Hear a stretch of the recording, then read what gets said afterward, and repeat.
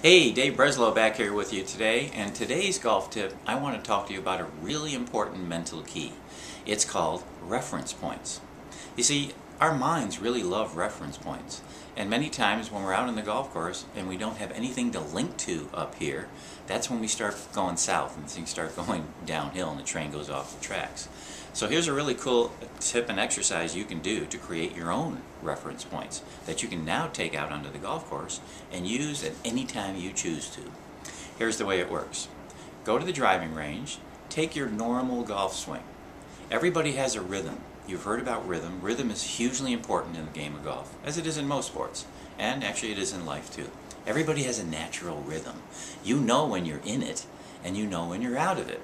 So you all have a natural rhythm. We all do. So when you go to the range, find your natural rhythm. Drop a few balls and take your normal golf swing. Don't try to do anything special.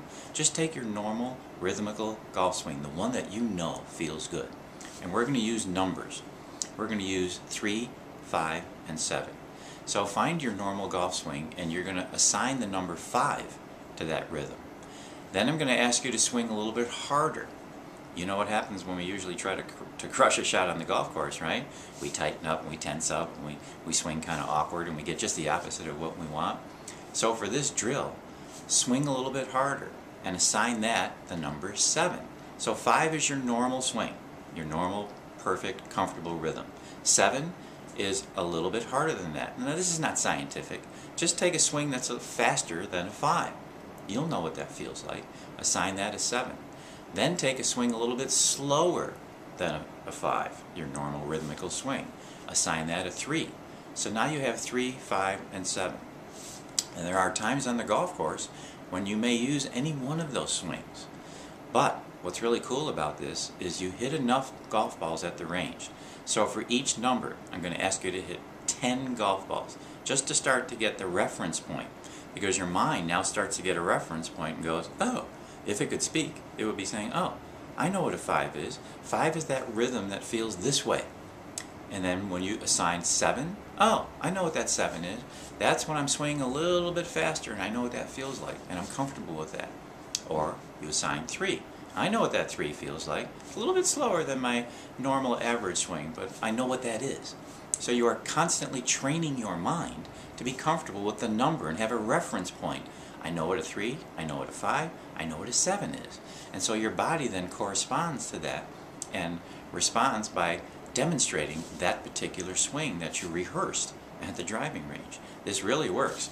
So when you're out on the course and you find yourself on any of those days when you're a little over anxious maybe, or a little uptight, and you're swinging too quick for whatever reason, all you need to do is say the number 5, and your mind has that reference point and it will go back to what that 5 feels like.